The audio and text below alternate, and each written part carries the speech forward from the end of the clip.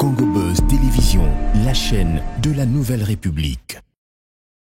En vous souhaitant la bienvenue, la plus cordiale à Mbandaka, capitale du Grand Équateur, je me fais l'agréable devoir de rendre un vibrant hommage au chef de l'État, Son Excellence Félix Antoine Tshisekedi Tshilombo, les garants du bon fonctionnement des institutions du pays et commandant suprême des forces armées et de la police nationale, qui se coupent en 1000 morceaux pour garantir la paix et la sauvegarde de l'intégrité territoriale de la RDC.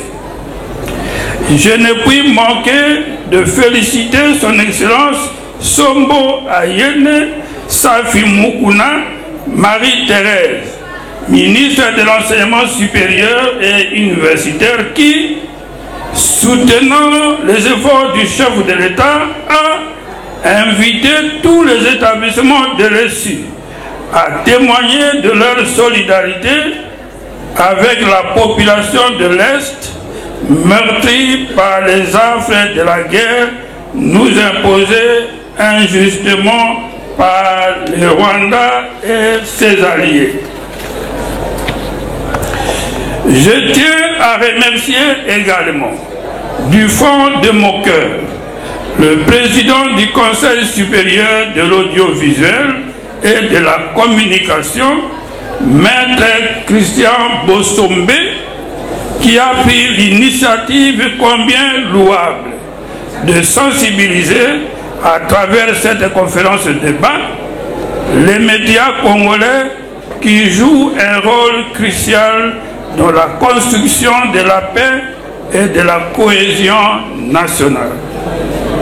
Mesdames et messieurs, la présente conférence répond aux missions traditionnelles d'une université, à savoir l'enseignement, la recherche et le service à la société.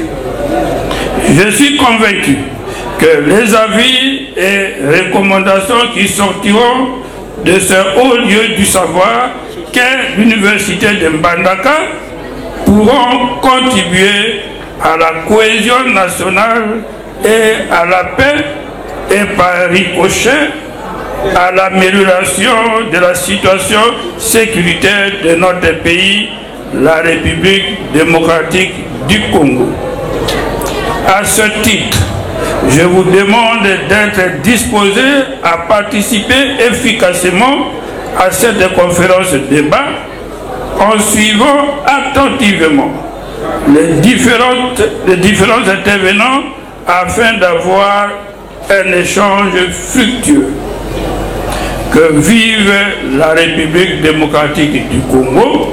Le conférencier de cet après-midi, il s'appelle Maître Christian Bossombe. S'il peut s'élever, on acclame très très fort pour lui.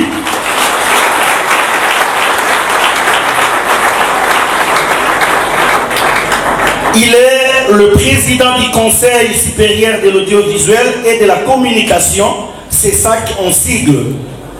Chers amis, c'est très important à vous signaler. Camarades 2, camarades idées, camarades idées, il est très important à vous signaler que le président Christian Bossombe, c'est un enfant d'ici. Il est le fils biologique de notre bâtonnier Bossombe. Il a étudié ici. D'ailleurs, c'est à l'université de Mbandaka qu'il a fait son premier cycle de droit. Si les étudiants de l'UNIMBA sont là, peuvent acclamer. C'est un fruit de l'UNIMBA. Un fruit de l'UNIMBA. Il est allé pour le deuxième cycle à l'UNIKI. Il était le seul étudiant équatorien à avoir distingué à l'université de Kinshasa.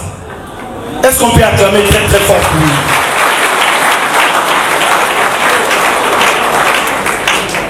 Actuellement, il est le seul chef de corps équatorien.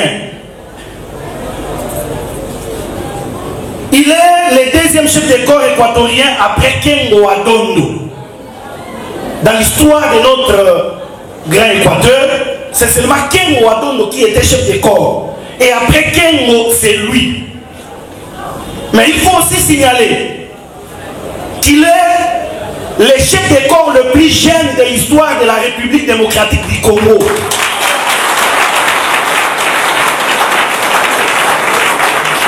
Il est devenu chef de corps à 34 ans seulement. 34 ans. Est-ce qu'on peut acclamer très très fort? L'Équateur a des potentialités. ISP, ISTER, INIMBA, ISTEM, il y a des potentialités. Il suffit de bien exploiter. Voilà, mesdames et messieurs, très chers distingués invités, nous invitons l'orateur Maître Christian Bossembe sous vos applaudissements pour commencer son exposé. Merci beaucoup. Bonjour à tout le monde. Je vais commencer mon petit discours. Monsieur le gouverneur, ici représenté par le vice-gouverneur, toutes les autorités de la province, chers membres de la sécurité, Monsieur le président intérimaire de l'Assemblée provinciale, cher comité de l'université de Mbandaka, monsieur le recteur et tout le monde, donc monsieur l'académique et les autres professeurs ainsi que CT et chers DG des institutions, merci de votre présence ici. Alors, nous sommes aujourd'hui, nous sommes là pour une réflexion que je considère essentielle, celle du rôle des médias en période de crise. Le pays est tiraillé, parfois, vous le savez, c'est difficile de le dire, mais nous traversons l'une des périodes les plus sombres de notre histoire, mais c'est aussi un devoir patriotique qui nous revient à nous de décider de ce que nous allons devenir. Lorsque nous sommes tiraillés entre le devoir patriotique et la menace de la propagande, l'intellectuel a son mot à dire. Voilà pourquoi j'ai choisi l'université, parce que c'est un haut lieu du savoir. Ailleurs, ou même partout dans le monde, les grandes questions sont débattues à l'université. Pas dans la rue, mais c'est à l'université. Et lorsque les intellectuels parlent, ceux qui ne le sont pas écoutent. Et ça devrait être ainsi. Malheureusement, à un certain moment de notre histoire, nous avons transformé les rôles. La rue a commencé à dicter les choses et les intellectuels se sont tus. Et vous le savez très bien, la plus grande menace dans un pays, ce n'est pas la guerre, mais c'est l'atteinte à la capacité de penser, à la capacité de réfléchir. La plus grande pauvreté, ce n'est pas quand on a faim, mais c'est quand on ne peut plus réfléchir, quand on nous empêche de réfléchir. Or, lorsque l'université sèche, la société est perdue. Parce que l'université, c'est la boussole d'une nation.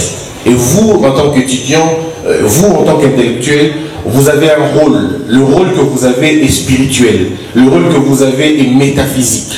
Parce que demain, Dieu nous posera la question, qu'avons-nous fait de ce grand pays? Les larmes, les plaintes, les accusations, les justifications, ça ne résout aucun problème. Mais c'est plutôt la bravoure, l'envie d'en finir avec le mal, le besoin de corriger, de changer les choses. Voilà ce qui détermine si un peuple va réussir ou pas. À une époque où l'information est une arme, comment distinguer la vérité du mensonge? Comment préserver la liberté de la presse tout en défendant l'intégrité nationale? Mais la grande question, c'est où s'arrête le patriotisme et où commence la manipulation? Comment faire la différence? C'est vrai, aujourd'hui, quand on regarde le média, des vraies questions qu'on se pose. Est-ce que le média inspire encore? Est-ce que le journaliste est-il encore cette personne ressource? Je l'ai dit quand j'ai rencontré les journalistes, à l'époque, les journalistes étaient des références. Quand ils parlaient, on les écoutait. Mais aujourd'hui, la parole d'un journaliste, est-ce que ça vaut encore? On ne sait pas pour qui il roule maintenant. Est-ce pour le pouvoir? Est-ce pour des intérêts partisans? Ou à la recherche de la vérité? Si c'est la recherche de la vérité, qu'est-ce que c'est la vérité en réalité? Nous devons avoir à l'esprit cette parole de George Orwell que vous connaissez tous. Il a écrit un merveilleux ouvrage intitulé 1984, qui est paru en 1949, où il dit, je cite, « C'est lui qui contrôle le passé, contrôle l'avenir ». Il est donc important pour nous de savoir, celui qui contrôle le présent a plus ou moins contrôle du passé. Mesdames et messieurs, ce n'est pas un hasard. Si tous les régimes du monde, si toute la société, le combat a toujours été celui de contrôler l'opinion. Souvenez-vous de ce que Napoléon Bonaparte disait en son temps. Il disait, 6 médias de l'opposition sont plus dangereux que 6 baïonnettes. Et il disait, si je laisse la presse libre, je ne tiendrai pas au pouvoir 3 mois. Ça veut dire que la presse joue un rôle important dans une démocratie. Mais si vous ne tenez pas bien la presse, elle peut jouer un rôle de la destruction. Nous sommes en 1994. Vous vous rappelez si bien d'une radio qui a sémé la panique au niveau de la sous-région, la radio 1000 collines. Un seul micro avait suffi pour écrire une mauvaise histoire, le génocide. Mais nous avons le même exemple avec l'apartheid, où les médias sud-africains ont joué un rôle plutôt de la réconciliation des peuples. Donc vous voyez que le média peut à la fois être une arme qui tue, mais aussi une source de paix. Tout dépend de comment on le gère. Ce qui veut dire, assurer une information libre et responsable est un défi. Ce n'est pas en principe une option, mais c'est un défi. Mais comment? Comment le faire? La question de la liberté de l'information est au cœur de nos débats. Depuis la nuit des temps, la grande question a toujours été, est-ce que nous pouvons comprendre un média libre où il faudrait contrôler les médias? Mais les auteurs, il y en a nombreux, qui ont parlé de cela déjà. John Stewart, par exemple, nous enseigne, il écrit un livre important de la liberté, que je vous recommande d'ailleurs de le lire. Il dit ceci: la vérité se renforce au contact de l'erreur. Ce qui veut dire, un journalisme libre est celui qui accepte la contradiction. La contradiction ne craint pas le débat. Et vous le savez, j'ai envie de vous dire encore un autre élément qui est très important. C'est dans un autre livre important que les philosophes lisent, même les juristes aussi. C'est le livre Hier et Demain de Gustave Le Bon. Il écrit quelque chose de fabuleux. Il dit les divergences intellectuelles se supportent, mais les divergences sentimentales se soldent par la violence. Donc en réalité, nous devons être en mesure d'écouter l'autre. D'écouter l'autre sans forcément l'interrompre, mais sans forcément gober tout ce qu'il dit. Mais la capacité de laisser l'autre parler, la capacité de laisser l'autre exprimer sa liberté, c'est aussi une capacité que nous avons en tant qu'humains de laisser l'humanisme fonctionner. Mais la grande question est celle de savoir si la presse doit dénoncer, comment elle doit le faire, dans quelle mesure elle doit le faire. Est-ce que la presse doit tomber dans la calomnie parce qu'elle veut dénoncer quelque chose? Elle ne peut pas tomber dans la calomnie, comme je le dis tout à l'heure. Mais si elle doit alerter, est-ce que ça veut dire qu'elle doit sombrer dans la manipulation? Alors, est-ce que la responsabilité des journalistes aujourd'hui, on peut le dire, est telle que vécue par, tel que dit d'ailleurs par Albert Camus, qui disait déjà en son temps, en 1950, si vous vous rappelez, mal nommer les choses, c'est ajouter au malheur du monde, c'est ajouter quelque chose au malheur du monde. Et c'est ainsi que le journaliste a un pouvoir sacré. Aujourd'hui, tel que vous êtes là, figurez-vous, vous lisez dans un journal, vous lisez, vous entendez, vous suivez une émission où on dit le recteur de l'UNIMBA a volé l'argent. Vous comprenez? Où on dit M. Bossembé a détourné. Regardez un peu la grandeur de l'information. Alors supposons que cette information ne soit pas vérifiée. Est-ce que vous voyez les dégâts que cela peut causer? C'est là la responsabilité du journaliste, de vérifier d'abord sa source. Parce que si les journalistes ne vérifient plus sa source, ça devient très compliqué, nous n'allons plus nous en sortir. Il y a donc une frontière entre le patriotisme et la manipulation. Mais comment situer cette frontière? Mesdames et messieurs, où s'arrête le devoir du patriotisme et où commence la manipulation? Nous avons plein d'exemples à vous donner où la presse a été instrumentalisée, que ce soit par le pouvoir ou par l'opposition. Vous n'avez qu'à lire le livre d'Adolf Hitler, que vous connaissez tous, un livre écrit en prison, Mein Kampf. Il est si bien clair sur la question. Il dit, le mensonge le plus audacieux finit par être cru s'il est répété plusieurs fois. Lorsqu'on répète plusieurs fois un mensonge, vous pouvez croire que c'est comme ça.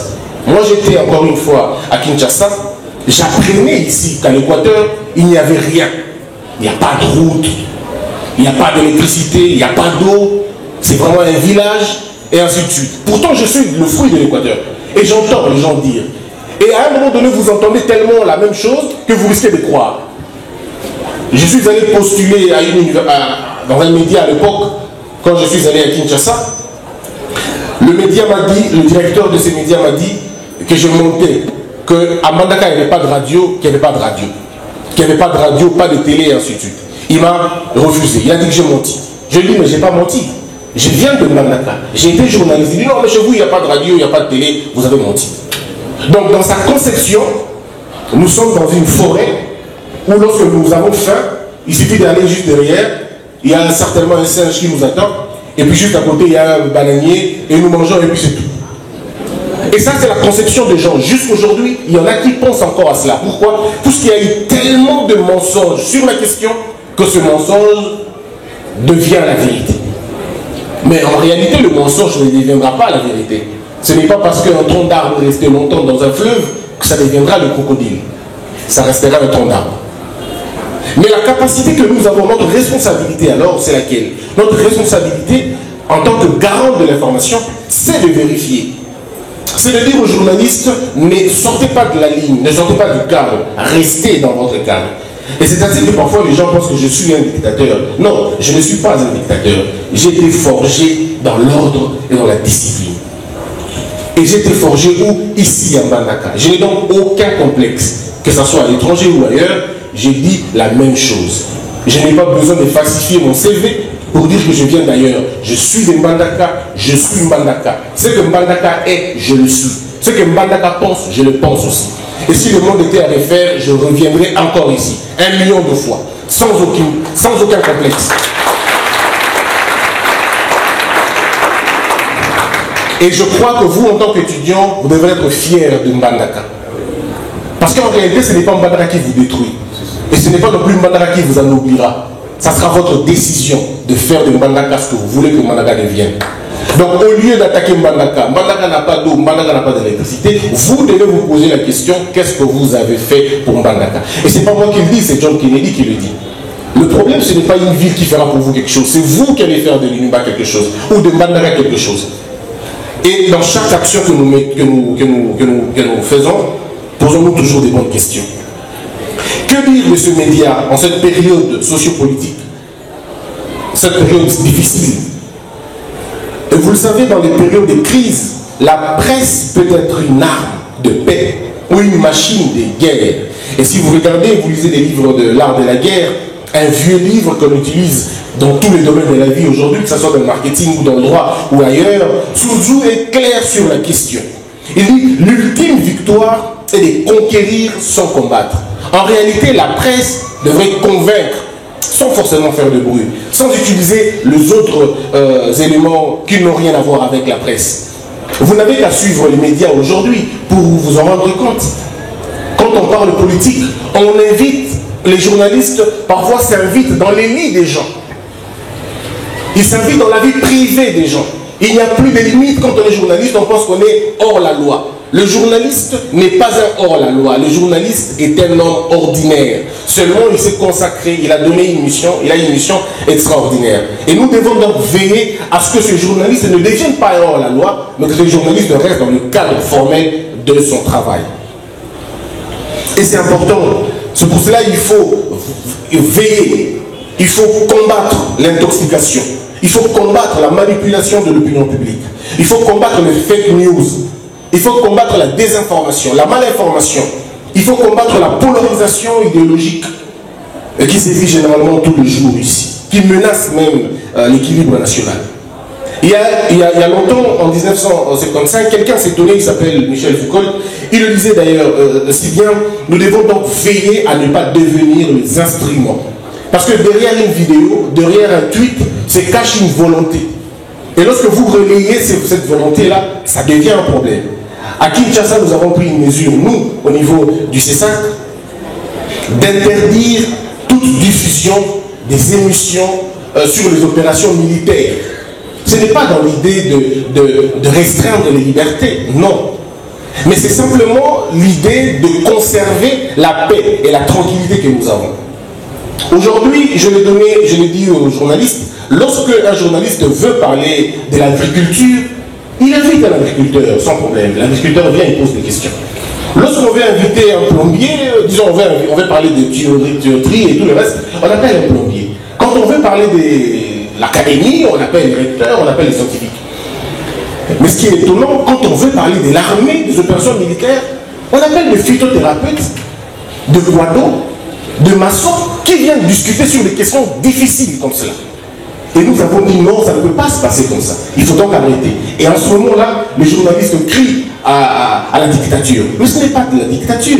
Souvenez-vous du livre de Léviathan. Léviathan le dit très bien à Thomas Hobbes. Il dit, lorsqu'un peuple ne sait pas lâcher un tout petit peu, donc ça dit, lorsqu'un peuple ne sait pas laisser un peu sa liberté pour conserver sa sécurité, eh bien, la sécurité nationale, si vous voulez, la sécurité dans son ensemble, perdra tout son sens. Donc il faut à un moment donné accepter de perdre une portion de la liberté pour garantir la sécurité. Sinon, s'il n'y a pas de sécurité, il n'y a pas de journaliste. S'il n'y a pas de sécurité, il n'y a pas d'école. S'il n'y a pas de sécurité, les barreaux n'existent pas, même si le bâtonnier est là. Figurez-vous que le pays tombe maintenant. Mais est-ce que l'avocat va les payer où? Sous les crépitements des balles, quel est ce commerçant qui vendra? Sous les crépitements de balles, quel est ce médecin qui va opérer? Ça veut dire l'insécurité généralisée détruit tout. Et on ne peut pas. Voilà pourquoi aux États-Unis, par exemple, avec le Patriot Act, ils ont essayé de réduire certaines libertés pour garantir la sécurité. Et nous, on l'a fait. Et on continue à le faire. Les gens s'étonnent. Mais posons-nous la question, en Israël, comment les médias fonctionnent pendant la période de guerre? En Russie, en Ukraine, en France. Tous ces médias-là suivent des logiques, suivent une directive. Et pourquoi on ne le ferait pas chez nous? Et c'est ça qui est malheureusement dangereux, et très dangereux. Le rôle de l'Église dans ce débat, le rôle des leaders religieux et les autres leaders d'opinion, j'ai envie de vous dire ici que dans des périodes de troubles, le rôle des pasteurs, le rôle des prêtres, le rôle des imams, ce rôle est fondamental. Parce que quelqu'un disait, et c'est déjà un Saint Augustin, il disait « La paix est le bien suprême des cités humaines ». Souvenez-vous, dans son livre « La cité de Dieu », il le disait aussi clairement que cela. Mais regardez ce que les prêtres, et certains prêtres le font aujourd'hui. Mais c'est quand même une attitude irresponsable. En tant qu'intellectuel, on doit le dénoncer. Je suis président d'une institution d'appui à la démocratie. Mais ce qui se passe aujourd'hui avec nos prêtres, c'est totalement irresponsable. Avez-vous déjà vu le prêtre russe aller voir Poutine et prendre une photo avec Poutine et sourire? La grande question, ils partent chercher quoi chez Poutine? Ils partent incliner l'Ukraine ou ils partent légitimer la prise de la Crimée? Qu'est-ce qui est réellement, quelle image que l'on doit retenir? Avez-vous déjà vu le prêtre américain aller à côté de Ben Laden ou essayer de légitimer Ben Laden? Avez-vous déjà vu le prêtre français aller chercher à légitimer Charlie Hebdo? Mais nos prêtres l'ont fait. Certains, pas tous d'ailleurs, ils l'ont fait. Au nom de quoi? La paix doit avoir un prix. Et vous le savez très bien. Une paix obtenue par un stylo se perd généralement par un stylo. Mais une paix obtenue dans un champ de bataille, elle est conservée très longtemps. Et ça, ce n'est pas moi qui le dis, hein. C'est Machiavel qui le dit d'ailleurs. Et c'est à nous de le savoir, c'est à nous de confirmer ce que nous voulons véritablement. La paix, on ne la discute pas. La paix, ça ne se négocie pas. Bissot, n'est-ce pas?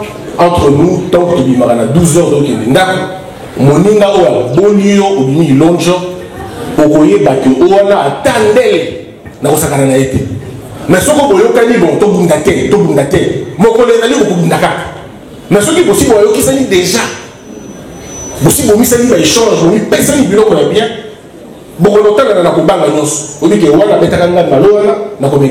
Et c'est comme ça avec la paix aussi. Ce ne sont pas les stylos qui font la paix. Winston Churchill l'a dit, la paix, on ne la négocie pas. Et donc, les prêtres devraient en principe jouer le rôle de consolider. Mais qu'est-ce que vous entendez aujourd'hui? J'ai entendu un prêtre dire que les soifiphones sont menacés au Congo. Mais ce sont des discours de haine et que nous ne pouvons pas cautionner. À partir de quel moment les soifiphones ont été menacés chez nous? Et je dois dire à l'intellectuel congolais, arrêtez de croire qu'une tribu a déjà gagné les élections au Congo. Aucune tribu n'a déjà gagné les élections. Aucune. Mobutu n'avait pas été élu ou il n'avait pas pris le pouvoir parce qu'il était Ngala. Non. Et celui qui est resté 32 ans au pouvoir, ce n'était pas les Bangala. C'était un monsieur Mobutu. Lorsque Kabila le père a pris le pouvoir, ce n'était pas les Katanga qui avaient pris le pouvoir. C'était un fils du Katanga qui a pris le pouvoir. Aujourd'hui, Tshisekedi est au pouvoir, ce n'est pas les Luba qui sont au pouvoir. C'est monsieur Tshisekedi qui est au pouvoir.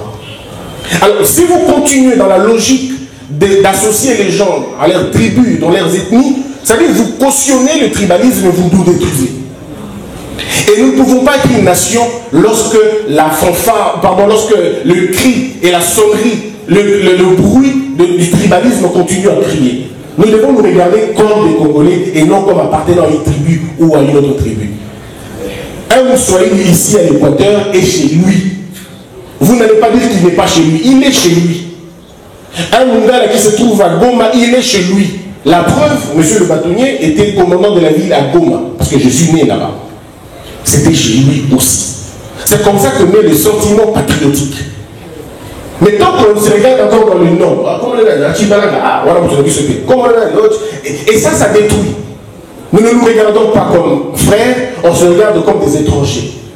Et c'est ça qui est dangereux. Et je vous invite à ne pas céder à cela. Donc l'Église doit rappeler aux fidèles l'importance de la vérité. C'est vrai. Mais le premier rôle de l'Église, ce n'est pas de faire la politique. Le premier rôle de l'Église, c'est de préparer l'épouse à la venue du Christ. Ça, c'est le premier rôle.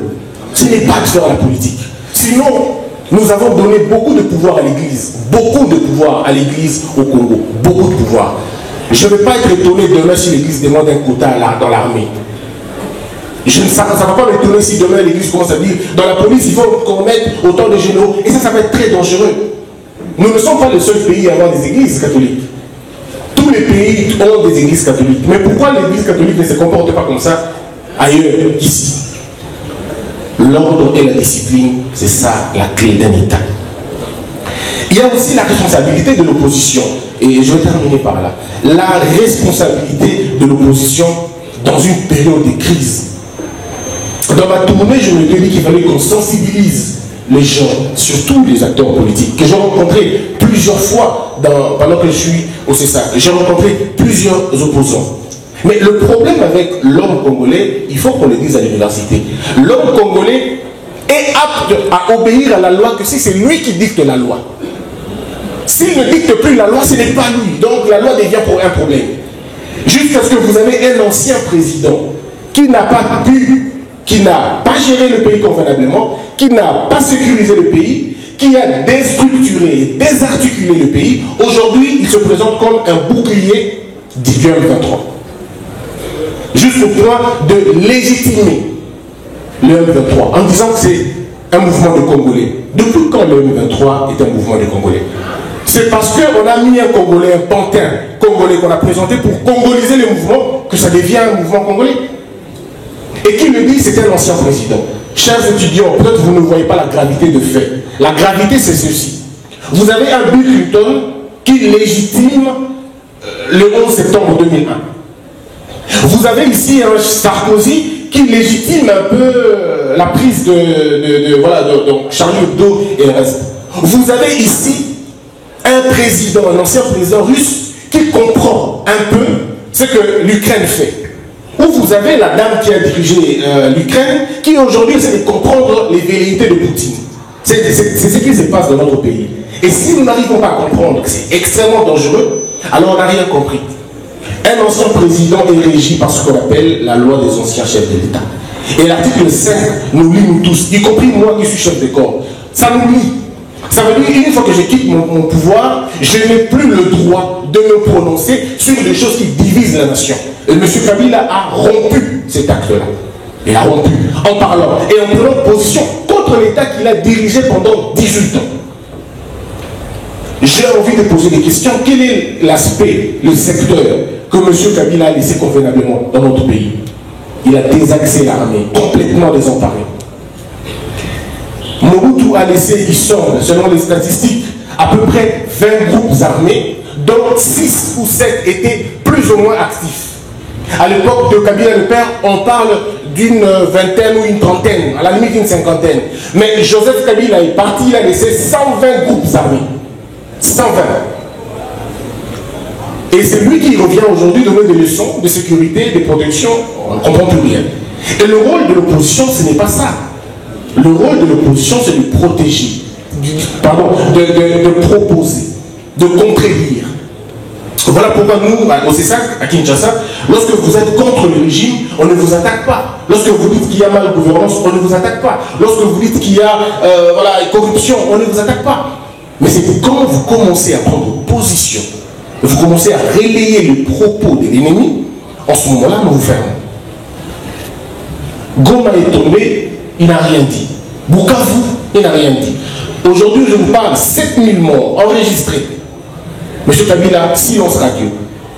Mais tout simplement parce que la communauté internationale, les Nations Unies ont sanctionné le Rwanda, tout de suite il se lève en disant que ce n'est pas une bonne chose de sanctionner, il faut trouver une autre solution. C'est quoi la solution qu'il faut trouver?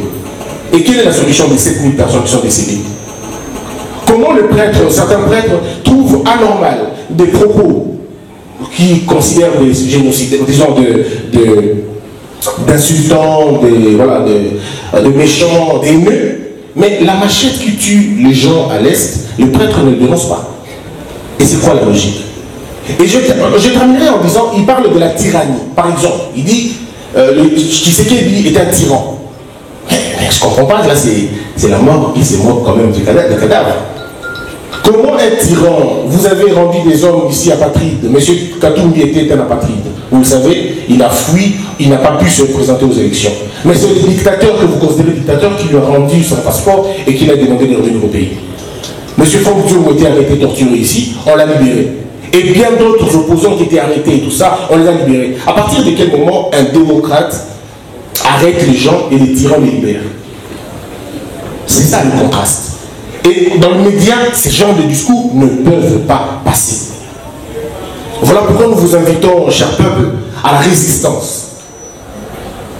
Mbandaka ça a toujours été quelque chose de formidable pour moi d'abord, mais aussi pour le pays. Regardez l'appel du chef de l'État. Vous avez été le premier, sinon l'un des premiers à enrôler des jeunes dans l'armée. C'est Mbandaka encore une fois. Et ça, c'est le patriotisme, c'est l'expression du patriotisme. Et c'est dans le sang de l'Équatorien. C'est dans son sang. C'est pourquoi moi, je vous invite encore au travail. Je vous invite encore à éviter la manipulation. Je vous invite à éviter tous les discours qui vont dans le sens de déconstruire notre unité nationale. Le peuple doit être mûr à la résistance. Résister. Les médias étrangers que vous avez suivis depuis un certain temps, qui, pendant un moment donné, inoculaient des venins de la division, nous avons pris des mesures courageuses. Aujourd'hui, vous avez vu, le tour du Rwanda ne passe plus. Et nous avons pris la décision d'arrêter. J'ai personnellement appelé le responsable de Canal+, je lui ai dit, TV5, ça ne passera plus. Et que si ça passe, nous n'avons plus besoin de voir les tours du Rwanda chez nous. La même chose, j'ai appelé, comment on appelle ça, Al Jazeera, j'ai dit, c'est fini, Al Jazeera ne passera plus. On a fermé toutes les chaînes rwandaises ici chez nous. Et nous continuons à le faire. Parce que nous estimons que le Congo est un pays souverain et doit consommer une information plus ou moins crédible. Et nous avons dit à tout le monde, lorsque vous diffusez un contenu rwandais, c'est votre média qui sera fermé. Et il n'y a pas de réflexion là-dessus. On le fait et on agit. Et le plus important, c'est agir quand il faut. C'est pourquoi je dis que nous avons un choix fondamental. Un choix fondamental à faire. Est-ce que nous voulons une presse qui est claire ou une presse qui est aveugle? La presse qui est claire, c'est celle qui dit la vérité. celle qui met l'accent sur des choses importantes. Et la presse qui est aveugle, c'est celle qui fait le choix de la musique inutile en cette période, d'un contenu qui n'a pas de sens. Et je vais terminer tout en rassurant que le CESAC est une institution d'appui à la démocratie. Je m'appuie sur cette phrase de Voltaire qui disait « Même si je ne suis pas d'accord avec vous, je me battrai pour que vous disiez ce que vous voulez dire. » Le CESAC, ce n'est pas un organe de quelqu'un. Nous sommes une institution d'appui à la démocratie. Nous ne sommes pas une corporation de journalistes. Nous, ce qui nous concerne, c'est la démocratie, l'élan de la démocratie. J'en ai parlé au gouverneur et j'ai continué à exhorter les autorités provinciales de continuer à être tolérants vis-à-vis de la presse, vis-à-vis de la contradiction. Mais qu'ils soient aussi exigeants pour que la presse ne soit pas utilisée comme une arme de destruction, comme une arme de la discorde. Je l'ai dit au coordonnateur provincial du CESAC, un média qui passe son temps à insulter, à envenimer la situation, à monter les tribus, les unes contre les autres, monsieur le cordon, ce média n'a pas sa raison d'être. Nous avons besoin d'un média qui nous éduque, un média qui nous informe, un média qui cultive les esprits, pas un média qui nous abrutit, pas un média qui nous imbécilise. Que Dieu bénisse les RDC. Merci pour la parole. Moi, c'est Jenny Molibo, étudiante en deuxième doctorant dans la faculté de la médecine. J'ai une forte tristesse avant de commencer. Excellence, Monsieur le gouverneur intérimaire, le président de l'Assemblée provinciale, le membre de sécurité, chers confrères étudiants et étudiantes, avant de commencer, je vous prie de vous lever une minute de silence pour rendre hommage à nos sœurs de l'Est victimes de la génocide, s'il vous plaît.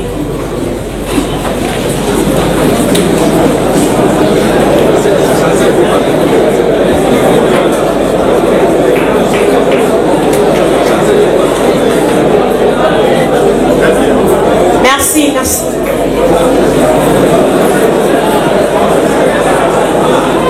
Silence, s'il vous plaît. Si je m'aurais posé des questions, en tout cas, j'aurais beaucoup de questions à poser. Mais là, j'ai 3 questions à poser. Je m'aurais posé au président de la CESAC s'il y a un salaire pour le journaliste. Parce que là, j'ai constaté ici à l'Équateur, il y a certains journalistes qui font preuve de l'anti-valeur. Vous devrez savoir, un journaliste qui devient un journaliste de WhatsApp, injurier et après recevoir un petit rien à la fin. Ma deuxième question, j'aimerais savoir, pendant cette période de guerre, si nos militaires sont permis à utiliser leur téléphone, parce que là, sur les réseaux, on voit les militaires faire des vidéos. Est-ce que, j'aimerais savoir, j'aimerais poser aux autorités de la sécurité, est-ce que vous ne voyez pas que là, on peut les localiser et avoir leur position directement pour les attaquer? Est-ce qu'ils sont vraiment permis d'utiliser leur téléphone? C'est ma deuxième question. Et puis, ma troisième question, j'aimerais poser au président de la CESAC, si durant cette période, on ne les voit pas vraiment actifs, parce que moi j'ai l'habitude de suivre ces astuces sur TikTok partout, dans ces plateformes, mais je ne les vois pas vraiment actifs que le ministre de la communication, et pourtant c'est lui qui est le président, il pouvait nous transformer l'information pendant cette période. Et pour finir, je m'adresse directement au président de la République. Monsieur le président de la République, nous étudiantes de l'INIMBA, en tout cas, on vous avait voté cette fois-ci. Alors, comme le président vient de dire maintenant, les abbés, les évêques, les pasteurs ont suivi ces chemins. Mais pour moi, je pensais que les abbés pourraient se faire passer comme des victimes. Parce que devant Nanga, moi je ne peux pas rire, rigoler, parce que j'ai vu nos frères mourir, nos frères partir, si oui. Mais là, j'ai vu des prêtres, des pasteurs, leur embrasser et leur pleurer, ça m'a fait mal. Alors qu'ils pouvaient se faire passer pour des victimes. Et puis, Excellence, Monsieur le Président de la République, jusqu'à présent, Excellence, Monsieur le Président de la République, on ne sait pas si on peut prendre quel chemin, la paix ou soit la guerre, parce que vous nous avez rien dit. Merci. Est-ce qu'on peut encourager cette étudiante? Merci. Concéder la parole et pour la parole en exclusivité, je tiens à remercier le conférencier du jour, cher président. Je vous jette des fleurs pour un exposé combien louable et brillant. En tout cas, vous êtes toujours à la hauteur des fonctions qui vous sont données.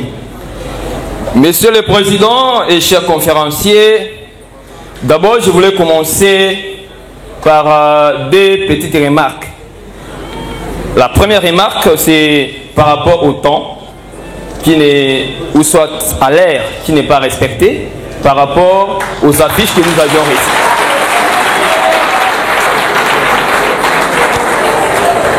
Deuxième remarque, c'est par rapport au sujet, parce que vous allez ici, vous vérifiez les sujets que les étudiants et les invités qui y sont ne correspondent pas au sujet que vous aviez présenté. On a seulement écouté les médias, mais ce n'est pas le thème vraiment que nous avons.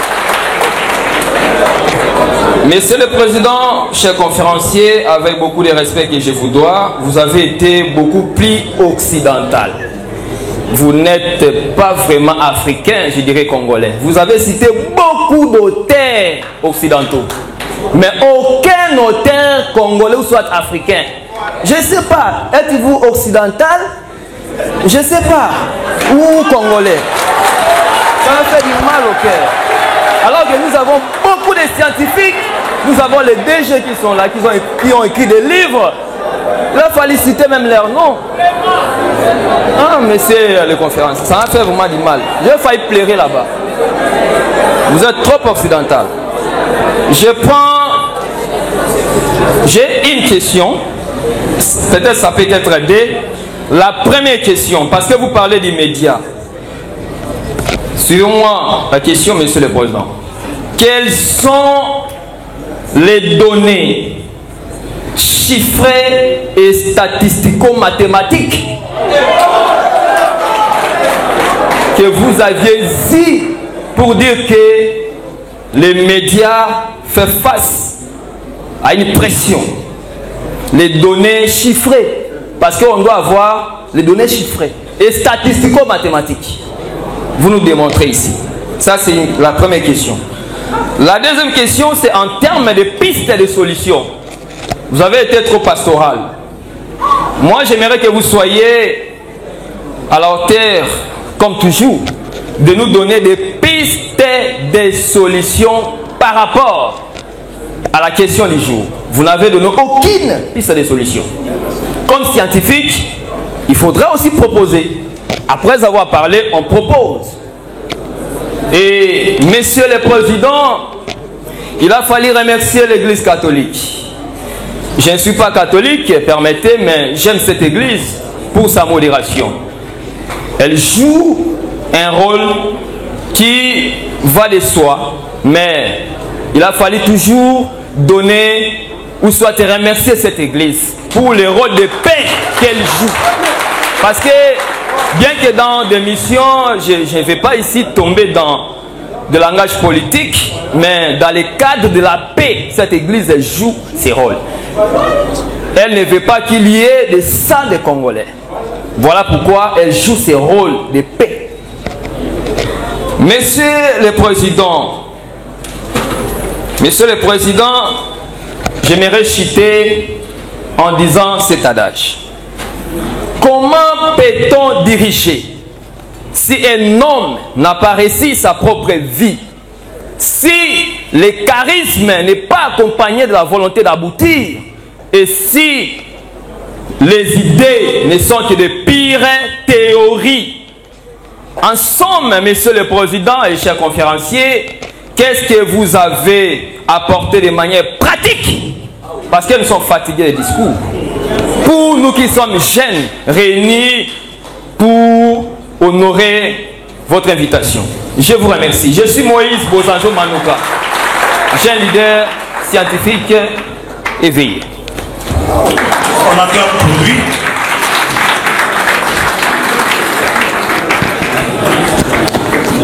Commençons. commencer d'abord par vous présenter et poser votre question. Merci beaucoup, monsieur le modérateur, pour l'accord de la parole. Je commencerai tout d'abord à me présenter. Je suis Grady Manon Amokouya, étudiant en LD, LMD, gestion des entreprises à l'ISP Mbandaka. Je remercie les conférenciers, le président Christian Bosembe pour son exposé. Ça a été pour nous un énorme plaisir de pouvoir participer à une conférence pareille en tant que jeune scientifique. Je ne serai pas trop long. Je n'ai qu'une seule question que je vous pose. On avait suivi l'ancien président et j'ai au moins une petite question à vous poser quant à ça. Comment avez-vous trouvé les propos de l'ancien président sur les terroristes lors de son interview d'hier? Donc comment avez-vous trouvé les propos de l'ancien président sur les terroristes lors de son interview? Merci beaucoup. On acclame pour lui. Alors, les derniers de la première série. Chef de travaux John Moluka de l'ISP Mbandaka. Premièrement, c'est une observation et une seule question que j'ai sélectionnée à se proposer à l'excellence Maître Bosembe. Premièrement, félicitations. Et vous entendre parler, je me suis rendu compte de votre narration, des livres que vous avez pu relever dans votre allocution, que Mens Alitou Diskendo. Et vous écoutez Mens Alitou Diskendo veut dire que l'esprit se nourrit par la lecture. Si vous voulez bien parler, il faut bien lire, il faut beaucoup lire. Et aujourd'hui, je suis emmené, et emmené ici, ça commence par EM, double M. Je suis emmené à comprendre que cette dame-là en Israël avait bien parlé, et mes propos ici s'adressent à Maître Bosembe, doyen. Heureuse les mamelles qui ont allaité cet enfant. Cette compréhension, il n'y a pas que Maître Bosembe qui est géniteur, le directeur général, pardon, le recteur de l'université de Lubumbashi, pardon, permettez-moi.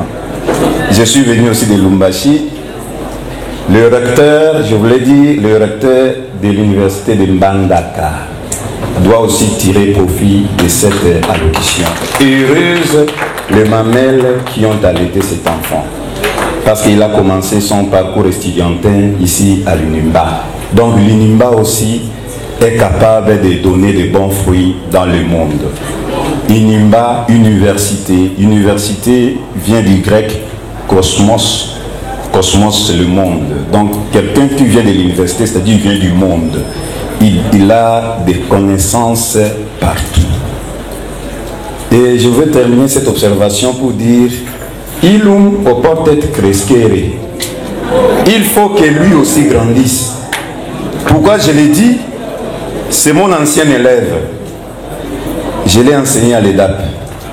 Et maintenant, il m'a dépassé et cet adage latin est concrétisé. Il faut que lui aussi, Bosembe, grandisse. Et aujourd'hui, il a fait preuve qu'il a grandi. Excellence, qu'est-ce qu'on fait de Mbandaka au lieu de critiquer? La personne qui tient ses micros, en 2011, a fait les taxis moto, assistant à l'ISP. Je suis l'initiateur des taxis moto ici à Mbandaka. J'ai constaté qu'il y avait un vide sur le plan des transports. Et j'ai vu le gouverneur Baïndé et on a activé aujourd'hui, il y a même des militaires, il y a des commerçants qui font cet exercice. C'est moi l'initiateur. Vous pouvez acclamer pour moi. Parce que généralement, vous êtes venus ici par moto. Alors, la question est la suivante. Je vous ai très bien suivi, mais je voudrais que vous puissiez nous dire le nom dit de votre thème. quelle est la ratio legis? Qu'est-ce que vous voulez nous donner? Quelle est votre intention quand vous avez élaboré ces thèmes? Je pense que vous aurez éclairé notre lanterne. Merci beaucoup. On acclame pour lui. Excellence, Monsieur le Président national du CESAC, la foule qui est devant vous a soif d'écouter vos différentes réponses. Merci beaucoup, cher modérateur. Je commence par Madame Molego. C'est Molego. Oui. Madame, excusez-moi si j'ai mal prononcé. Alors, vous parlez des salaires des journalistes. Bon, le CESAC ne paye pas les journalistes. Le CESAC n'est pas une corporation de journalistes. Nous sommes une institution d'appui à la démocratie. Et donc, nous veillons à ce que la liberté de la presse soit effective, mais surtout la liberté de l'expression, qu'elle soit effective. Alors, pour l'aperçu, le CESAC a plusieurs délégués. Hein. Nous venons de plusieurs endroits.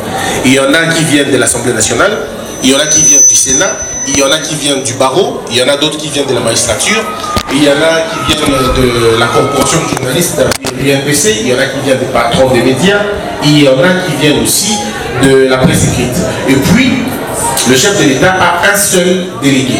Et le délégué du chef de l'État, c'est moi. Donc, lorsque nous formons cette institution, nous organisons une élection et il y a un président, ce qui a été le cas avec moi. Mais la question des salaires, ce n'est pas nous ne travaillons pas sur la question. Mais nous veillons à ce que les médias soient viables. C'est ainsi que prochainement, quand je viendrai ici, probablement, avec le cordon, nous allons travailler pour la viabilité des médias. Et je l'ai dit à Kinshasa, il faut qu'on ferme certains médias qui n'ont pas d'importance. Les médias qui n'ont pas respecté la déontologie, des médias qui n'ont pas de sièges, des médias qui n'ont pas d'instruments, des médias qui n'ont absolument pas d'adresse. Des médias malades comme on appelle, ou des laptopeurs, on va arriver à les fermer pour laisser la place aux vrais médias, c'est-à-dire aux vrais journalistes. Quand on aura peu de médias, la compétitivité va chasser les journalistes, on va dire, les médiocres. Ils vont partir eux-mêmes, parce qu'un journaliste ne vend pas son information. Lorsqu'un journaliste commence à insulter, ce n'est pas un journaliste, c'est un charlatan. Et vous dites, l'utilisation des téléphones des militaires. Nous sommes en train de discuter avec l'armée au niveau national pour voir dans quelle mesure on peut, à la limite, demander aux militaires de ne pas utiliser leurs téléphones quand ils sont dans leurs opérations. Pas forcément pour être localisés, l'armée c'est la superstructure, mais c'est simplement pour ne pas démoraliser certaines personnes. Parce que lorsque l'ennemi connaît votre jeu, l'ennemi peut habiller des gens qui vont faire passer pour des militaires et qui vont commencer à faire des vidéos d'autoflagellation. Donc nous sommes en train de travailler et nous sommes assez avancés sur la question. Alors, vous dites que vous ne me sentez pas dans... Non, mon travail c'est la régulation. Je ne suis pas le porte-parole du gouvernement, je suis le régulateur. Mon travail c'est de voir est-ce que les médias fonctionnent dans les bonnes conditions. Est-ce que les médias disent les choses comme il faut? Est-ce que les médias ne dérapent pas? Ça c'est mon rôle. Donc vous allez me voir plus ou moins dans ça que dans autre chose. Ça arrive en tant que citoyen que l'on s'exprime, mais notre travail est véritablement celui-là. Monsieur Moïse, je commence par nous excuser pour le temps avec lequel on a commencé, c'est-à-dire le retard, et véritablement nous excuser pour ça. Je vous demande vraiment pardon, et je crois que dans les prochaines sessions, nous allons essayer de respecter l'heure et pour ne pas vous fatiguer.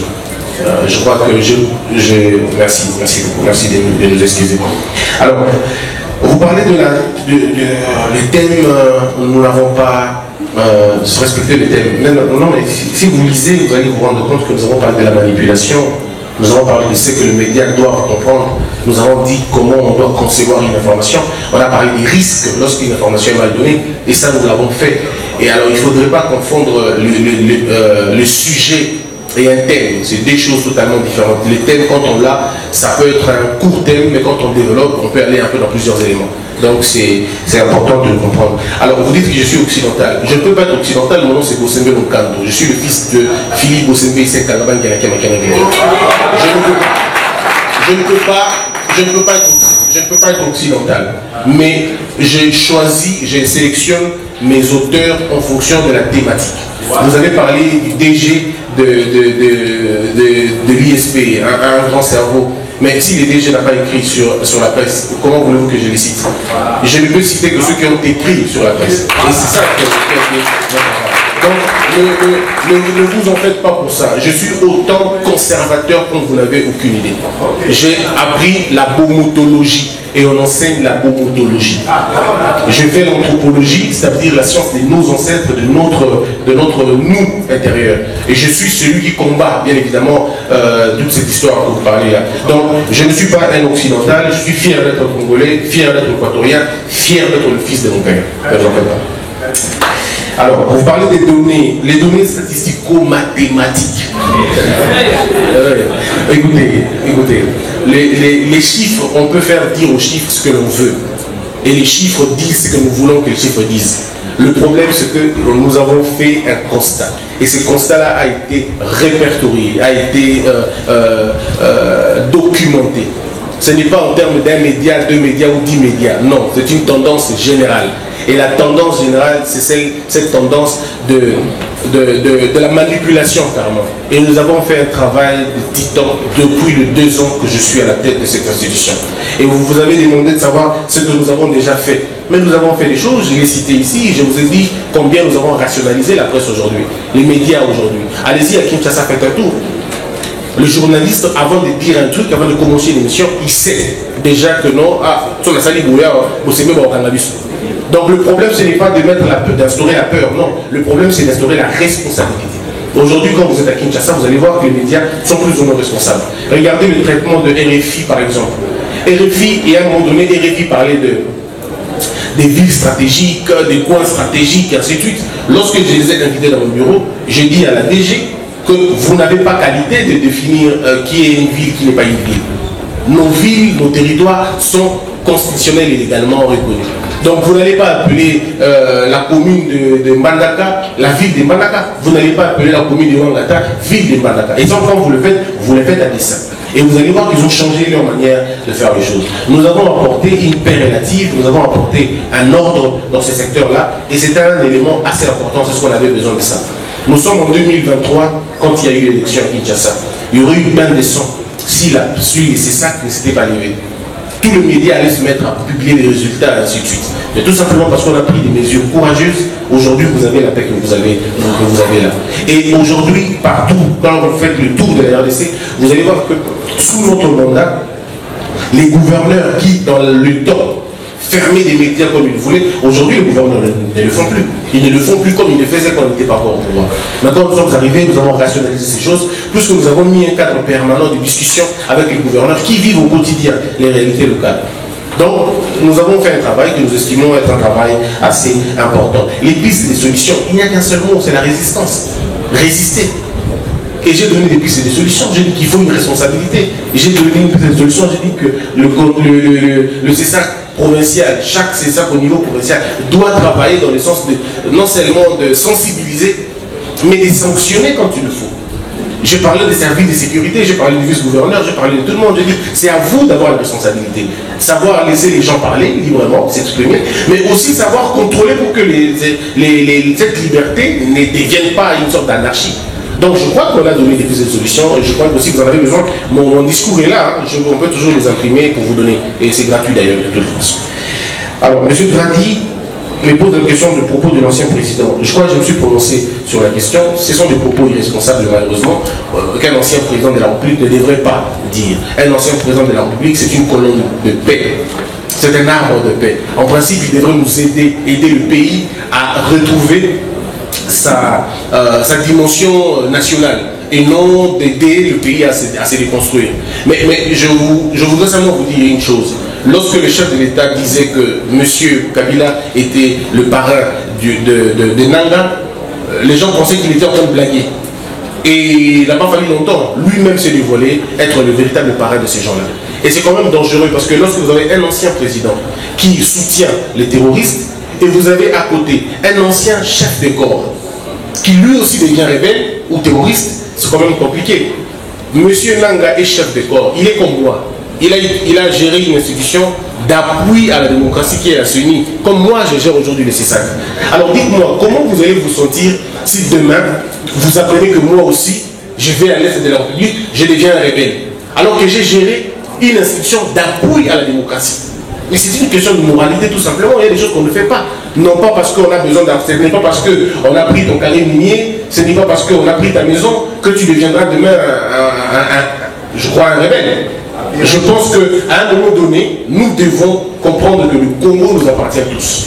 Et notre but, c'est celui-là, c'est de vous sensibiliser, de vous dire à vous, la jeunesse congolaise, à vous, les étudiants, ne tombez pas dans la manipulation.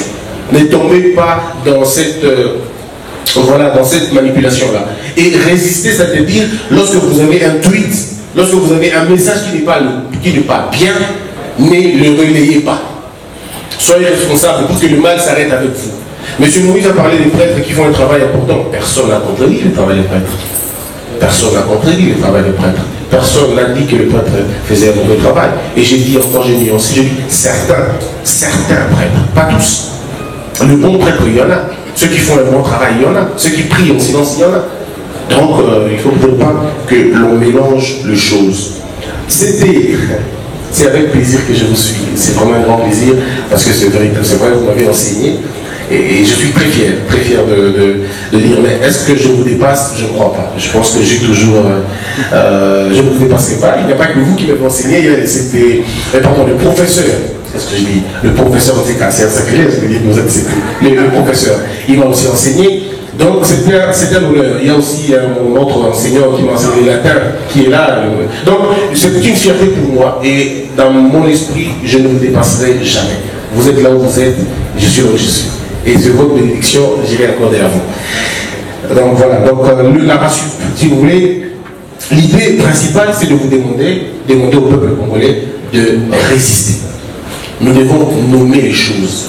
C'est ça notre but. Je suis venu vous dire, nommer les choses. Nous devons démystifier le mythe rwandais. Le Rwanda a construit un mythe, a construit un récit qui n'est pas vrai. Nous devons, nous, en tant que peuple congolais, les déconstruire. Aujourd'hui, quand vous regardez, si vous êtes avec un Rwandais, dans la conception des Congolais, ils vont dire Rwandais, a infiltré. Lorsque vous voyez, même si vous êtes un général, lorsque vous voyez seulement avec un Rwandais à côté, on va dire ah, Rwandais, a espionné. On ne dira jamais que Congolais a espionné Rwandais. C'est ça ce qu'on appelle la faillite de l'esprit. Quand nous avons cédé, on a capitulé. Alors il ne faut pas capituler. Il ne faut pas croire que les Rwandais sont plus intelligents que nous, c'est faux. Nous avons étudié dans les mêmes écoles avec eux et on les dépassé aussi. Il ne faut pas croire que ce sont des gens extrêmement intelligents, c'est faux. C'est une histoire qui ne tient pas debout. Freud, que ce soit Freud ou Montesquieu, ou si vous voulez, comme il m'a demandé d'être congolais, le professeur Kamara qui a parlé de l'imbécilisation collective, tous ces gens, personne d'entre eux n'a attesté que les Congolais étaient moins intelligents que ces gens-là. Nous sommes autant intelligents. Notre faiblesse, c'est que nous ne croyons pas en nous. C'est ça notre plus grande faiblesse. Commençons d'abord par croire en nous et à devenir ce que nous voulons devenir. Lorsque Kagame dit aux gens que Tshisekedi a été mal élu en 2023, j'ai envie de poser à Kagame, qui est celui qui a 73% et celui qui a 98% peut se prévaloir d'une bonne élection? Monsieur Kagame est élu à 98%. Monsieur Kagame n'a pas d'opposant chez lui. Sa parole c'est oui et amen. C'est quoi l'état de droit chez lui? C'est quoi l'état de la presse là-bas chez lui? C'est quoi? Il n'y a rien. Voyez-vous? Donc c'est à nous de déconstruire ces mythes qu'il a construits depuis longtemps. Mais comment on le fait? En participant, en écrivant, en tweetant, en rapportant des choses. Comment 800 000 morts peuvent faire autant de bruit que 6 millions de morts? Comment? C'est à nous de vendre notre société. Mais comment on va la vendre si on se contredit dans tout? On n'est pas d'accord sur tout. Et nous cherchons des raisons pour nous diviser, au lieu de chercher des raisons pour nous unir. Moi, je pensais que l'armée devait nous servir même à nous unir. Mais vous voyez comment certains Congolais se moquent de l'armée. Moi, j'ai vu des vidéos où un Congolais a gagné un policier. Vous avez vu ça où? Aux États-Unis, vous ne touchez pas un policier, vous ne le touchez pas. Si vous touchez un policier, vous savez vous-même que c'est fini pour vous. Plus aucune entreprise ne vous prendra. Parce que vous avez touché un policier. Mais regardez les regards que nous avons des policiers, les regards que nous avons des militaires.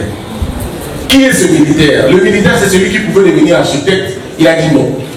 Le militaire, c'est le premier patriote de notre pays. Il a renoncé à tout ce qu'il peut devenir pour protéger l'intégrité du territoire. C'est pourquoi vous allez voir aux États-Unis, lorsque vous voyez un militaire, même s'il était au bout du fil, tout le monde laisse la place pour qu'il passe en premier, qui se serve. Lorsque vous êtes dans une station et qu'un militaire vient, vous vous écartez, vous laissez les militaires se servir. Et puis, vous allez vous servir après. C'est ça la conscience nationale. Nous la concevons comment? Qui sont parmi nous? Qui? Parce que dans notre conception, le soldat, ce n'est pas notre ami, ce n'est pas notre, voilà, notre bouclier. Et c'est ça que je dis, soyons d'accord sur certains points.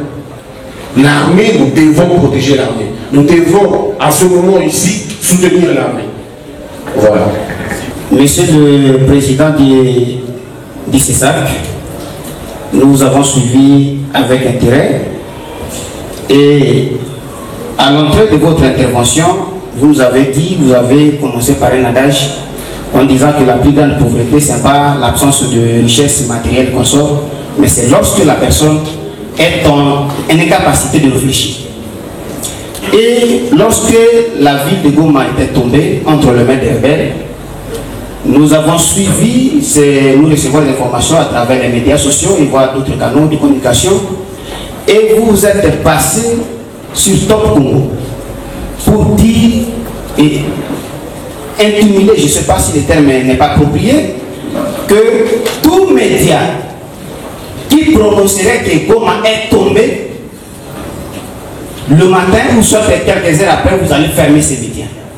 La question que moi je vais vous poser, est-ce que dire la vérité en temps de guerre ou en temps de crise est une infraction? Ça, c'est la première question. Et deuxièmement, est-ce qu'en temps de crise ou en temps de guerre, les droits à l'information n'est-il pas garanti? Ça, c'est la deuxième question. Pourquoi je dis ça? Parce que si vous êtes allé plus loin, même à interdire le fonctionnement de TikTok, qui est un média social qui nous permet de communiquer, et si on prenait en compte cette logique que vous avez prise, on fermait même Facebook et d'autres médias. Aujourd'hui, si la ville d'Ouvira est épargnée, c'est grâce à la résistance des patriotes. Ils ont résisté et jusqu'aujourd'hui, la ville d'Ouvira est épargnée. Mais si les gens d'Ouvira n'avaient pas d'information, lorsque Bukavu tombait, ils restaient là, il n'y a pas d'information. Est-ce que ces patriotes-là pouvaient avoir le temps de s'organiser et contrer l'avancée de l'ennemi? Là, vous allez nous éclairer là-dessus, Monsieur le Président. Et nous aimerions que vous puissiez nous éclairer très clairement ce que vous appelez les contenus rwandais. Je ne suis pas trop parti faire sur les réseaux sociaux, j'ai lu souvent. J'aimerais que vous nous spécifiez c'est quoi un contenu rwandais que l'on ne peut pas diffuser. Cher René Christian Bossembe, maître, Monsieur le Président, à vous entendre parler, moi je ne suis pas étonné. Dernièrement, je vous ai suivi à Kinshasa au centre financier sur les états généraux de la justice. Vous avez sorti un mot sorcier, Nyosologue. Vous avez dit les Congolais sont des Nyosologues, ils font tout et par tout le monde. Aujourd'hui, vous êtes resté égal à vous-même. Bravo, grand frère. Je voulais juste te poser ma première question. Vous avez qualifié les propos tenus par l'ancien chef de l'État, Joseph Kabila, d'irresponsable. Je partage cet avis. Mais qu'est-ce que la nation doit faire à l'égard de ce monsieur? Parce qu'il n'a pas respecté les silences lui imposés par les textes, notamment la loi portant les statuts des anciens chefs de l'État.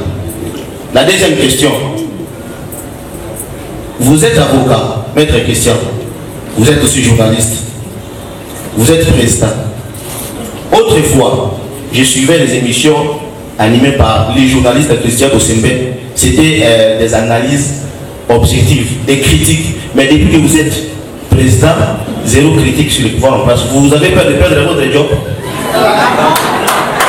Et la dernière question. Il y a un phénomène à Kinshasa, journaliste, mais communicateur. C'est un journaliste, mais il a aussi une tendance politique. Et on a du mal à le situer. Si tu dis quelqu'un, il dit là, je suis journaliste. Et après, il dit je suis communicateur. On ne sait pas. Est-ce que le CESAC que vous dirigez n'a pas pris des dispositions à l'égard de ces journalistes à toutes les facettes? Je vous remercie. Bembala David, je suis ingénieur en électricité industrielle et puis chercheur dans les domaines des microcentrales hydroélectriques. Je suis d'abord content de me retrouver devant vous, Monsieur Christian Bossébé. Je vous ai suivi beaucoup à Kinshasa. Je vous ai vu émerger dans le journalisme et puis vous êtes aujourd'hui président de CESAC, en tout cas, félicitations. Et ma préoccupation est celle-ci. Monsieur le Président du CESAC, je vois comme si le CESAC s'intéresse beaucoup sur l'opposition et les journalistes pro-opposition, pas majorité, opposition et puis la société civile.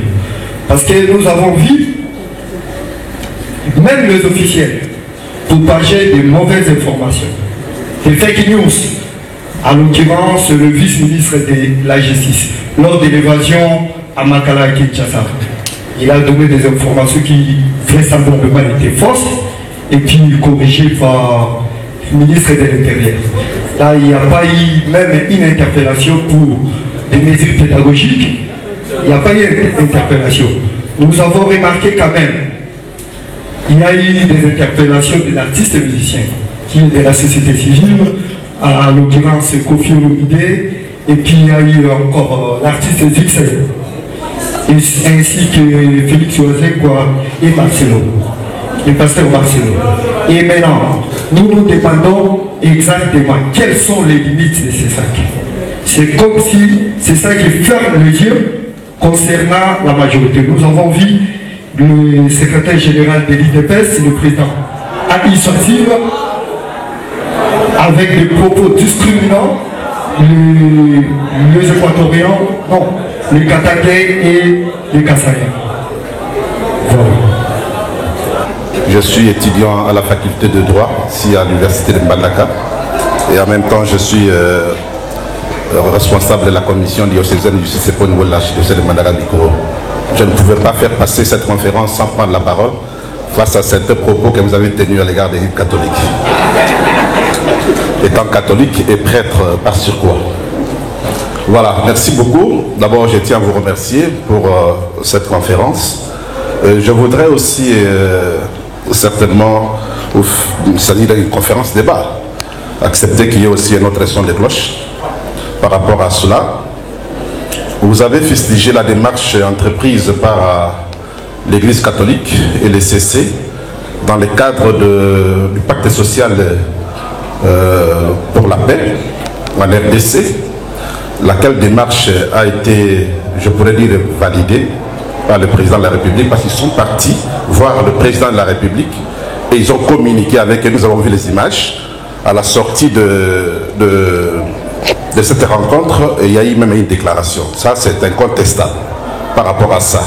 Et d'ailleurs, je pourrais dire même cette démarche aussi, il y a l'honorable Eliezer avait voulu avancer, disons abonner dans le même sens que vous, en voulant attaquer l'Église, et je pense que le président de l'Assemblée nationale, Vital Kamere, l'a recadré pour dire qu'il ne faut pas parler des choses dont vous n'avez pas la maîtrise. C'est pour dire que je voudrais vous poser la première question. Est-ce que vous avez lu les thèmes de référence de la démarche entreprise par les évêques par rapport au pacte social?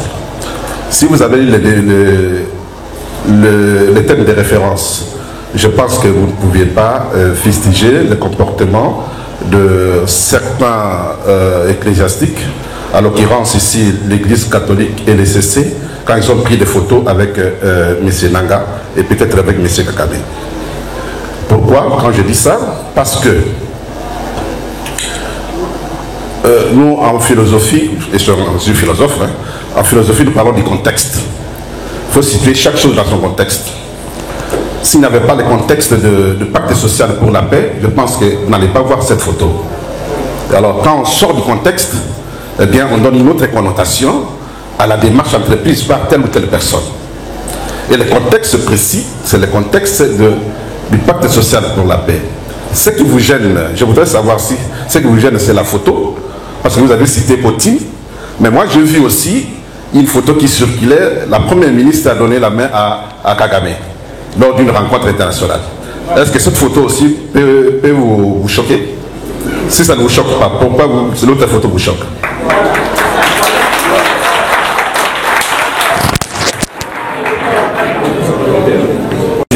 Je voudrais avoir une réponse par rapport à ça. Et j'ai senti que, bon, je pense que les autres ont dit soulever ça. J'ai vu que vous êtes sorti d'un débat scientifique pour aboutir à un débat politique. Parce que je ne vous ai pas vu dans votre casquette scientifique. D'autant plus que quand vous êtes sorti du casquette, ou de notre casquette plutôt scientifique, vous avez commencé à faire de la politique. Et bien sûr, il y a aussi des scientifiques qui font de la politique, on ne peut pas séparer la politique de la science. Mais quand vous avez commencé à parler avec beaucoup d'émotion à l'égard de ce que les évêques ont fait, et puis de ce que certainement les CC a fait, et vous êtes allé un peu plus loin pour dire que voilà, est-ce que vous avez posé la question pour savoir qu'il ne faut pas qu'on parle de soi de fond.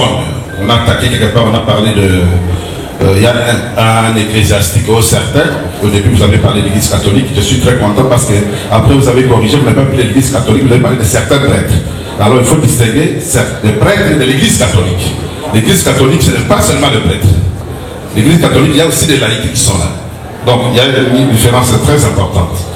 Et puis, vous avez parlé de soifisme, c'est un des discours de haine, et par-ci par-là. Mais vous êtes tombé dans le même piège. Quand vous avez commencé à fustiger l'église catholique, à parler de l'église catholique très négativement, à un certain moment, vous avez aussi incité les gens aussi à haïr l'église catholique. Alors, je pense que vous avez affiné une chose de son contraire. Ça dit on te vire parce que tu as dit une chose, on te vire parce que tu n'as pas respecté ceci ou cela. Donc le premier problème, c'est d'abord la politisation. Mais c'est quoi le gage? C'est la loi.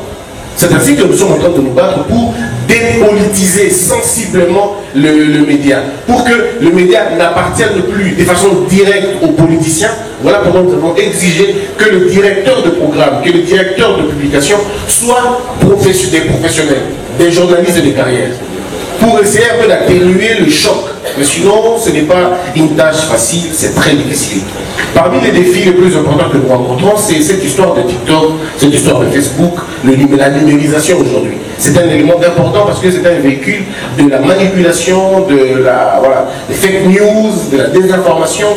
Et il y a aujourd'hui de nouveaux concepts, on parle du dysfonctionnement de l'information. C'est un concept qui met ensemble tous les éléments. Malformation, désinformation, mésinformation, fake news et tout le reste. Donc nos défis sont ceux-là et puis nous sommes en train de travailler pour régler ce problème-là. Monsieur Samuel pose la question de savoir les journalistes communicateurs. Ça n'existe pas que chez nous. Ici nous avons inventé des concepts comme journaliste engagé. Il est engagé dans quoi et pourquoi? Parce que la profession déjà t'engage à être déjà engagé. Donc pourquoi être engagé encore à une chose? Ailleurs, il y a des journalistes qui sont engagés dans d'autres choses. Dans l'écologie par exemple, ils sont engagés dans une autre science, dans une autre discipline. Mais ici, vous avez des journalistes engagés, alors ils camouflent cela. Quand un journaliste parle, vous avez l'impression que c'est un politicien qui parle. Alors il faut, à un moment donné, je vais utiliser le terme qui pourra choquer, mais il faut sanctifier la profession. Pour que le véritable journaliste reste journaliste avec une distance de fait. Donc on ne peut pas concevoir un journaliste qui soit en même temps communicateur d'un parti politique, c'est totalement inimaginable. Mais les éditoriaux, oui. Les éditeurs, oui, eux peuvent avoir leur penchant. On peut le voir dans les colonnes de tous les médias français, tous les médias américains. Vous voyez qu'un éditorial porte un penchant. Ça peut se comprendre. Mais pas pour un animateur télé et tout ça, et sinon c'est très compliqué. Alors, vous avez dit, moi depuis que je suis au pouvoir, je ne critique plus. Mais c'est comme si vous dites à un arbitre, pourquoi il ne marque plus de but? Je suis arbitre maintenant, je ne peux plus marquer de but. Même si les réflexes, j'ai encore des réflexes. Mais je suis maintenant arbitre. Je ne suis plus joueur. C'est un peu comme si vous voyez Zidane, vous dites, mais oh, Zidane a marqué sous ma but, mais un coach a pas marqué but. Le Zidane, c'est comme ça, arbitre n'a pas marqué but. Même si on se dit, ah, il fait pas qu'il y ait mais tu peux plus, parce que tu es arbitre. D'accord? Mais si le chef de l'État décide de me remettre sur le terrain, vous allez voir des véritables buts. Au moins, on a dribble la chose, la spectacle perd rien. Mais pour l'instant, on va encore arbitrer pendant un moment, siffler jusqu'à ce que les choses vont bien se passer. Donner des rouges, des jaunes, comme on peut le faire. Monsieur Yves Lomoto, je crois que j'ai terminé par monsieur Yves Lomoto. Non, monsieur Yves Lomoto parle de le piège. Alors, monsieur Yves Lomoto, encore une fois, c'est ce que nous disons. Généralement, au Congo, quand vous prenez quelque chose, vous coupez les extraits. Et c'est ça le danger des réseaux sociaux aujourd'hui. Vous ne prenez que des extraits et vous les sortez de leur contexte, comme M. Labbé l'a dit, et ça devient un prétexte. Je n'ai jamais dit qu'il ne faut pas dire que Goma est tombé. Jamais dit ça. Je dis, parce que la phrase, vous ne l'avez pas terminée, je dis, ne dites pas que Goma est tombé sans un expert sur votre plateau. C'est ce qu'on a dit. Je n'ai jamais dit, ne dites pas que Goma est tombé. Non, comment je ne vais pas dire, comment je vais vous dire une chose pareille? Donc, dites que Goma est tombé, pourquoi vous pouvez tomber si vous voulez, mais il faut qu'il y ait une autorité. Comment vous pouvez dire que Mandanga 2 est tombé alors que sur votre plateau, il n'y a pas la police, il n'y a pas l'armée, il n'y a pas le gouverneur, il n'y a pas le vice-gouverneur, aucune autorité. Donc vous le dites parce que vous voulez le dire. Oh non, parce que j'ai vu. Non, il y a la vérité sociologique et la vérité juridique et la vérité journalistique, c'est pas les mêmes choses. Donc accepter l'ordre de la discipline, ça peut faire mal, mais c'est comme un taquin sur la plaie, c'est pour votre avantage. Vous parlez de droit de l'information. Oui, mais c'est parce que vous n'avez pas lu complètement la Constitution. La Constitution garantit la liberté de l'expression, mais la Constitution elle-même limite ces droits-là dans des conditions extrêmes. Dans des conditions extrêmes, les mesures sont extrêmes. Dans un temps normal, le droit de l'information est garanti. Mais dans des moments où c'est difficile, comment on va parler d'un droit lorsque la sécurité n'est pas respectée, lorsque la sécurité n'est pas garantie? Vous êtes venu ici parce qu'il y a la sécurité, n'est-ce pas? Mais s'il n'y avait pas la sécurité, est-ce que vous allez venir ici? Donc c'est comme ça. Il faudrait comprendre que, comme je l'avais dit, j'ai cité Thomas Hobbes, la liberté cède toujours sa place lorsque la sécurité est menacée. C'est le livre de Léviathan. Vous pouvez le lire. Ceux qui font le droit comprennent ce que je suis en train de dire. Alors vous avez parlé des canaux d'information. Alors vous dites que... Alors vous avez encore une fois une mauvaise façon de voir les choses. Vous considérez que les gens de Ouvira et les autres n'ont que TikTok comme information. Comment on vivait à l'époque avant TikTok, avant Facebook?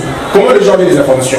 Vous pensez vraiment que l'armée congolaise, la police, les services de sécurité n'ont que pour seul canal d'information TikTok ou Facebook? Non, mais là, ce n'est même pas comprendre la sécurité. La sécurité va au-delà de vos petits canaux de communication, TikTok et ainsi de suite. Et encore une fois, TikTok et Twitter, personnellement, j'ai vu les responsables à New York, j'ai vu les responsables en Côte d'Ivoire, j'ai vu les responsables en Europe, en France, un peu partout. Je les ai rencontrés et je leur ai dit la même chose. TikTok sert à la dépravation de mœurs aujourd'hui. C'est un véhicule de la dépravation de mœurs. Je n'ai pas honte de le dire. TikTok sert aujourd'hui à la propagande des rebelles. Les jeunes enfants sont enrôlés parce qu'ils ont suivi les messages sur TikTok. Si TikTok ne nous aide pas à faire une médiation sérieuse dans ce réseau social, nous serons obligés de les couper. Et on l'a dit plus d'une fois. Et nous sommes pour parler avec eux. Là où nous avons des problèmes sérieux, c'est avec Elon Musk. Twitter, c'est juste avec eux qu'on a des difficultés. Parce que pour eux, ils n'ont pas besoin de la démocratie. Disons, ils n'ont pas besoin de contrôle. Ils vous disent, fermez si vous voulez, ça ne vous concerne pas. Nous, on ne va pas changer. Nous leur avons dit la même chose. Nous, si on ferme Twitter, on ne perd absolument rien. Si ça va déranger la sécurité de la nation, on n'a pas de choix. Mais pour l'instant, vous avez vu vous-même que le chef de l'État a décidé personnellement de la réouverture de ces réseaux sociaux parce qu'il estime que ça fait partie de la démocratie. On est bien d'accord sur la question.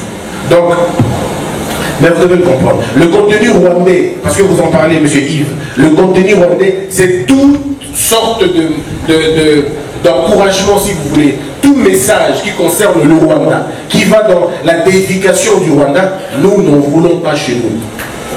Dans ma position, j'ai rencontré depuis 2 ans plusieurs ambassadeurs.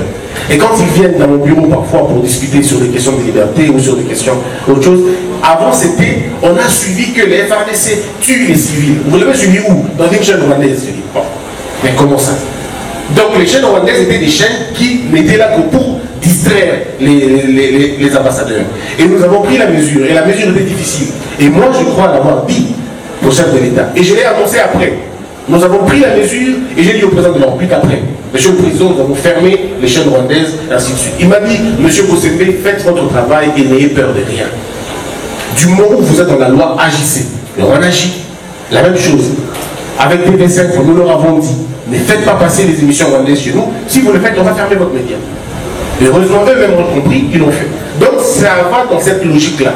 Alors, un monsieur a parlé de chaîne Top Congo et Bossolo. Mais on n'a jamais fermé Top Congo. On n'a jamais fermé Bossolo, jamais de la vie. Et on ne le fera pas si ces médias respectent la logique. Mais s'ils ne respectent pas la loi, comptez sur moi, je le ferai volontiers. Même si c'est la RDC, je le ferai volontiers. Parce qu'il n'y a pas de médias supérieurs aux autres. Lorsqu'un média enfreint la loi, il faut agir. Et il faut agir convenablement. Alors, je crois que M. Ilongo parle de M. Corneille Nangaa. Je vous l'ai dit ici tout à l'heure, c'est totalement irresponsable de la part d'un monsieur qui a géré les institutions. Il aurait dû être la personne la plus importante à conserver notre paix. Parce que vous le savez, dans notre constitution, nous avons dit ceci. Ne peut avoir le pouvoir que par les urnes. Ça veut dire, nous avons consacré le mot de gestion chez nous. Le mot de gestion, c'est électoral. Nous devons avoir, il faut passer par les élections. Mais si nous commençons à boycotter cela, ça n'a aucun sens. Vous avez une administration qui vient de finir un mandat et qui commence un autre mandat. Une année seulement, et vous faites la guerre, vous réclamez le départ. Mais nous sommes dit, dans le nous communautaire, dans le nous majesté de la Constitution, nous sommes dit que quand vous avez le pouvoir, c'est pour faire 2 mandats, le premier et le deuxième. Ou si vous faites le premier, si vous ratez, vous n'êtes pas réélu, il n'y a pas de problème. Mais lorsque vous n'avez pas encore épuisé vos deux mandats, comment quelqu'un peut venir interrompre ce mandat-là? Si quelqu'un interrompt ce mandat, ça veut dire qu'il interrompt le cycle électoral, disons, le cycle démocratique. Et le cycle démocratique, c'est ce qui nous lie maintenant. Si nous déchiquetons la Constitution, plus rien ne nous lie. Le professeur Kalouba le dit si bien, le professeur Njoli, il parle de la statocide, c'est-à-dire l'assassinat de l'État. Et pour assassiner l'État, il faut toucher dans sa corde la plus sentimentale, la corde de la Constitution. Donc, M. Nanga ne peut pas avoir des revendications claires. S'il veut, il a des revendications qui se constituent en parti politique et qu'il attend 2028. Et 2028, il pourra revenir, dire au peuple congolais, on ne vous a pas donné ceci, on ne vous a pas donné cela, votez pour moi, je ferai ceci, je ferai cela. Mais si on sort de ces pactes-là, qu'est-ce qu'on devient? Si on sort de ces pactes, c'est fini, le pouvoir est dans la rue, et il n'y a pas pire que lorsque la rue gouverne. Donc voilà un peu ce que je voulais véritablement répondre à toutes vos questions. Je crois avoir répondu. Merci. On acclame très très fort pour le président.